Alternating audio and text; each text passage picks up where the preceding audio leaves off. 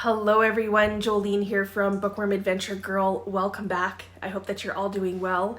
This is where I talk about the books that I'm reading. I like to read diverse books and I highlight Canadian literature. If you are new, thank you so much for checking out my channel. Please hit subscribe and stick around. Today I'm going to be sharing the 22 Canadian writers to watch for according to CBC Books. They put out this article at the beginning of August, and it's something that they do annually, at least for the last few years, and it helps to promote up-and-coming authors. And usually they have 30 authors, at least in the past couple of years they have, but for some reason this year there's 22 writers, which is great, and I will leave a link to the other videos that I've done like this. I think there's 3 others that I've done. And then I will also leave a link to the article in the description box below, and you can go and check all of that out. There will definitely be some more information and more details in the article. So I really enjoy these lists because it often shows me how many authors I don't know, especially with Canadian authors. And it's been really neat to look back, like even a year or two, to see where these authors are now and what they have accomplished, to see how many of their books I've read. So from this list, there are several authors and books that I'm familiar with. Many that are on my radar, and there are some that are brand new authors to me that I never heard of before this article. So I'm going to go through this list, and hopefully it will be helpful to you as well. If you are looking for some new authors to check out. Some of these books probably fit for the Reading Across Canada challenge as well. So let's start with the authors that I'm familiar with. And first up is Emma Knight, who is an author, journalist, and entrepreneur based in Toronto. The Life Cycle of the Common Octopus is actually a book that I own and that I have started once or twice, but wasn't in the right mood, and that does matter for me. So I am going to have to try it again. It is a me problem. The book is about Phan, who tries to find out what her divorced parents in Canada have kept hidden from her. And Phan goes to Scotland to visit with an old friend of her father's to basically get some answers. And in many ways, it seems like this is a coming of age story. And I think that the reason I have to start the book again is because the frame of mind that I had, I'm gonna have to change it. I was going into the book thinking that it was going to be about an octopus, like many other books that I've read. But I need to reset my thinking because it's not like that at all. So I just have to remember that the next time I start it. The next author is Liann Zhang, who is a second-generation Chinese-Canadian writer and former skincare content creator.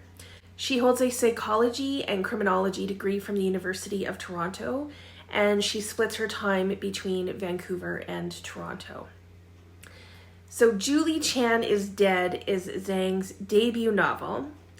This is about twin sisters, Julie and Chloe, who are polar opposites.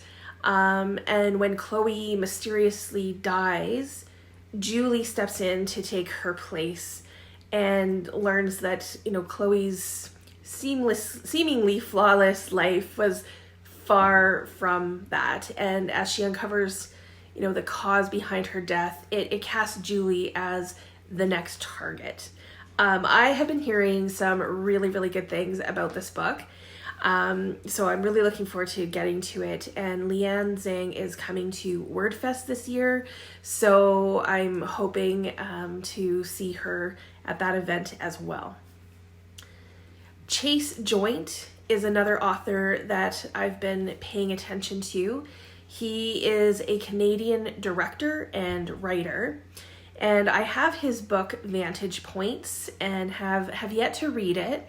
But in this book, Chase uncovers a previously unknown connection that to a Canadian media theorist, Marshall McLuhan, after the death of his family's patriarch. So he finds out about this connection, and this book blends memoir and media through a trans lens.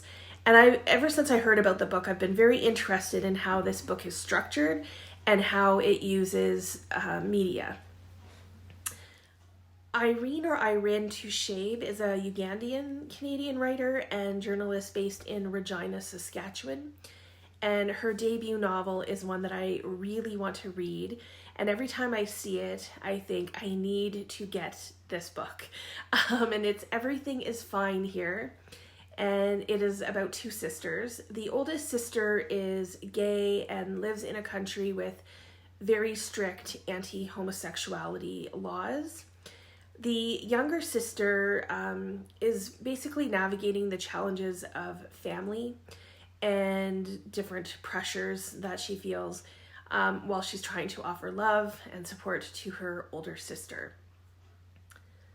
The next author I only know because they are the co-writers of This Is How You Lose the Time War, which I still need to read, but I have it on my shelf.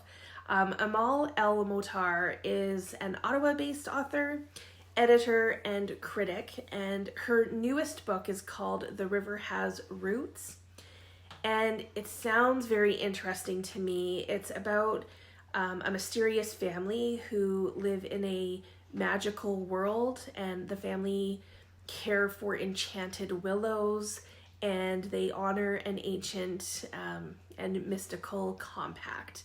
But when a daughter of the family decides to seek her own path to find love and happiness, the fate of the entire world might be at risk.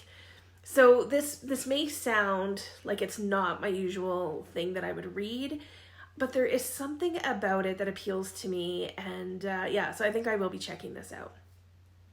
Another author that I already know about and that I've been paying attention to is Anthony Oliveira, and he is an author, pop culture critic, and podcaster who holds a PhD, and he lives in Toronto. His novel Dayspring, I have almost picked it up a couple of times because I do really want to read this. It's a genre-bending reimagining of biblical tales that weaves together stories of passion, grief, and destruction that echo through time, it says. So it plays with themes of sexuality, and its narrative examines contemporary queer culture's relationship with faith and religion. So it sounds like there's a lot going on there, but I really want to read this one.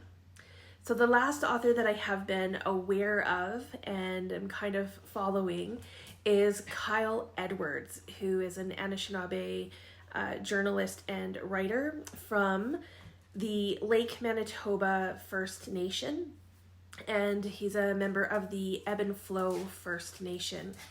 So he is a graduate of Ryerson University, and he is currently a provost fellow, which is kind of cool, at the University of Southern California, where he's pursuing a PhD in creative writing. So his debut novel is on my TBR wish list. It's called Small Ceremonies, and it follows a hockey team of Ojibwe high schoolers from Winnipeg who are chasing hockey dreams. And it is a coming of age story, and I keep seeing this book as well, and have almost picked it up and haven't yet, but eventually I definitely will be reading this. Okay, those are all of the authors on the list that I have known for a little bit, and some of them I have their books. So next, I'm going to talk about authors and books that are on my radar. So these are like writers that I don't know a whole lot about, but I am really interested in their books. So first up is Rose Sutherland, who is a writer from Nova Scotia. Her debut novel is called A Sweet Sting of Salt, and it's set in a fictional town in Nova Scotia in the 19th century. And it follows Jean, who is the local midwife. And one day she finds a woman in labor by the sea, and this changes the course of her life. The next author is Rachel Phan, who is a Toronto-based writer. And her book, Restaurant Kid, is a memoir about her parents considering retirement. And this is after running a family restaurant for 30 years. And so in the memoir, Phan is reflecting on this milestone, and she shares her experience growing up as, the daughter of Chinese immigrants, and obviously at the restaurant. So I think that this sounds really, really good. Next is Arley Nopra, who is a Filipino comic creator based in Toronto, and she has adapted and illustrated the very popular, at least in my time, Babysitters Club books. Her latest is Mallory and the Trouble with Twins, which follows Mallory, who is confident in her babysitting skills after years of caring for her 7 younger siblings. That is quite a few siblings. But when she starts watching the Arnold twins, she quickly realizes that they're more than she thought. They're more trouble than she expected. So this is not normally a book that I would pick up, right now. But it does have some nostalgia there for me. And if I were younger, like my younger self would have loved this. And it's interesting to see how they are, updating these older series that were very popular. So Sue Chang is the pen name of a Chinese-Canadian writer born and raised in Shanghai. And The Immortal Woman is her debut novel. This is about Liann, who is studying in America and struggles to distance herself from her Chinese heritage. And she's also taken aback by her mother's increasing nationalism towards China. And this surprises her because her mother had once been a student Red Guard leader who had witnessed the atrocities of the Tiananmen Square protests. So I'm very interested in this book. I think it's one that really speaks to me. Gabrielle Drolet is a Montreal-based journalist, essayist, and cartoonist. And she holds an MFA from the University of Guelph. And I am very interested in her debut memoir. It's called Look Ma, No Hands, which is a great title. In her 20s, Drolet developed a condition that left her unable to use her hands. And in this memoir, she reflects on how she basically discovered new ways to create and new ways of expressing herself. And I think that this will be a good memoir, and I think that there's some humor in this as well, which will be interesting to see how that's brought into it. Chyana Marie Sage is a Cree, Métis, and Salish writer from Edmonton. She holds an MFA in creative nonfiction from Columbia University, and that's where she taught as an adjunct professor. She teaches Indigenous youth about cultivating self-love and healing through the Connected North program. This is another memoir, and another memoir that I really want to read.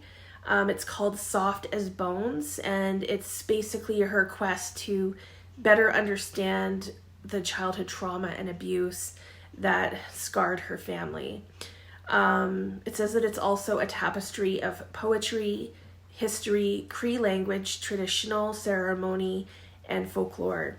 So I've been seeing this book a lot lately, And I think that this is an author that I will really, really like. Okay, so we're going to stick with memoirs here. Kate Gies, is a Toronto-based writer and educator, and she teaches at George Brown College. And in her debut memoir, it's called It Must Be Beautiful to Be Finished, Kate shares how she was born without her right ear and how plastic surgeons attempted to create this appearance of an outer ear. And it's so weird because I just saw a thing on TV about a woman who had the same thing. So she underwent 14 surgeries before she was 13 years old. And in this memoir, she shares her experiences and, her journey to accepting her body. Okay, I think there's so many great books here. And now we're going to move on to the authors that are new to me until I, read this article. So I'm learning some new authors. And we're going to begin with Ruth Chan, who is a writer and illustrator of comics and children's books. And she's from Toronto and currently lives in New York. So in her debut graphic memoir, it's called Uprooted, Ruth and her family leave Toronto for Hong Kong after her father gets a new job. And the rest of her family fit right into the culture and the life there as soon as they arrive. But Ruth doesn't, and she adapts much slower. So yeah, that'll be an interesting read, I think. Teri Vlassopoulos is a Toronto-based author who has written a short story collection and another novel called Escape Plans. Her latest novel is called Living Expenses, and it's about sisters. This seems to be a very common theme right now. Laura and Claire, they're the daughters of a single mother who immigrated from the Philippines.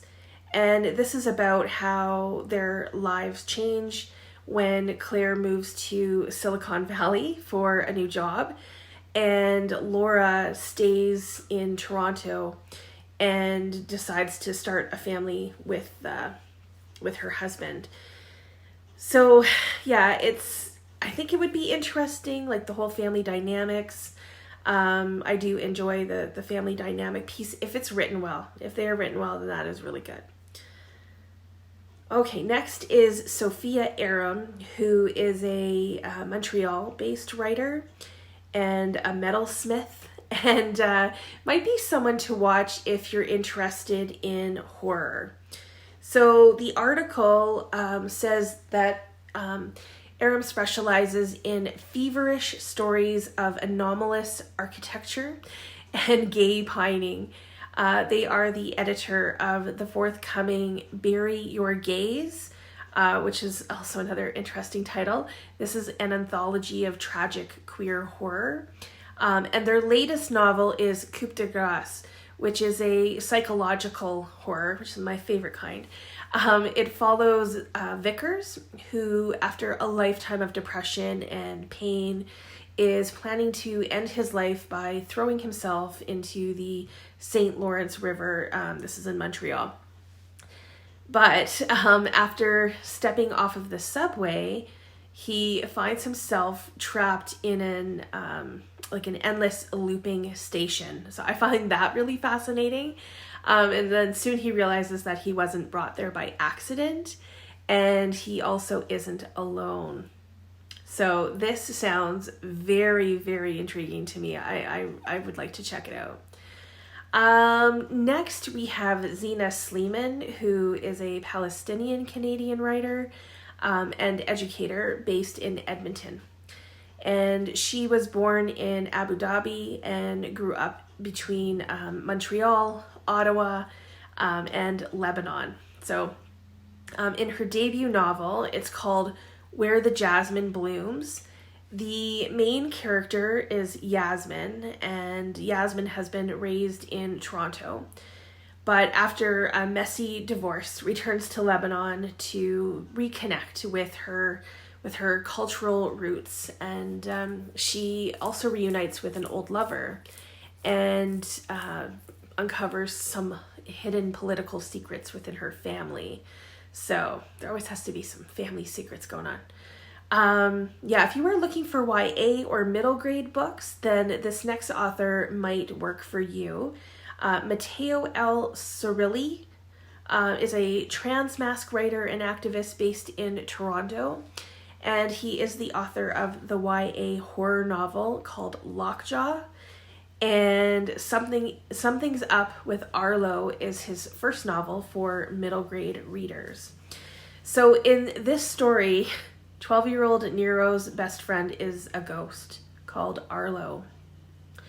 And Nero has relied on Arlo to look out for her, especially, when kids at school aren't being kind, she's probably being bullied, and her parents don't seem to notice or, to get things. But then Nero moves to a prestigious private school and is given the chance to, start over. This is a fresh start. That's when something weird and unsettling happens with Arlo. And Nero worries that her best friend is transforming into something scary. So this is when I was reading about this, I was like, this sounds like one of those stories, that really scares a kid at the time. And then you look back on it in 20 years and you might say, like, why did somebody let me read this as a kid? I had a number of those books myself. But I think for some reason these stories work, and I want to know how everything goes with Nero and Arlo, and just how it all plays out. So, okay, we have a few more here to go. So next is Sarah Mughal Rana, who is a Muslim writer, a book talk personality, and co-host of a podcast called On the Right Track, WRITE, On the Right Track. She holds an honors bachelor's degree from the University of Toronto and is currently studying at Oxford University. So that's pretty cool. She has also written a YA novel, so if you're looking for some YA, but her forthcoming novel that will be released in December is called Dawn of the Firebird. So this is a fantasy about Camilla, who has been raised on violence and vengeance, spending her childhood training to protect her father's throne. But when her clansmen are assassinated by a rival empire, she infiltrates the enemy's army to outmaneuver them. It sounds like there's a lot of violence, a lot of fighting in this. So as war looms between the two kingdoms, Camilla's confronted with a history that challenges everything that her father ever taught her. So as many of you know, fantasy doesn't always work for me, and this is one that it's not really my thing, but there's definitely an audience out there for this. So if this is your thing, and I think that this is one for adults and not YA, I could be wrong about that, but if this is for you, then please check it out and let me know. Next is Philip Dwight Morgan, who is a Toronto-based freelance writer of Jamaican heritage, and Morgan is currently working on an essay collection, and the collection is about Blackness, nature, and memory. So this is something that I will look for when it's published. The final writer on the list is Valerie Ba, who is an artist, filmmaker, documentarian, photographer, and writer. Did I already say that? Okay. Their first English language novel is called Subterrane. And in this story, Zainab, who is a documentary filmmaker, is working on a project about Cypher Falls. And Cypher Falls is a polluted industrial wasteland where artists and anti-capitalists are forced to work these dead-end jobs to survive. And the documentary focuses on the death of someone who was a dissenter. So those are the 22 Canadian writers to watch, according to CBC Books. And perhaps there's an author that interests you or piques your curiosity. I know several of them are on my list to at least check out, and I already have some of the books, so I'll start there. But please let me know if you were already aware of some of these writers, or if there are some that some of the books that appeal to you. I would love to hear all about that. I look forward to chatting with you in the comments. As always, thank you so much for watching. I hope you enjoy the rest of your day, and don't forget to make every day an adventure.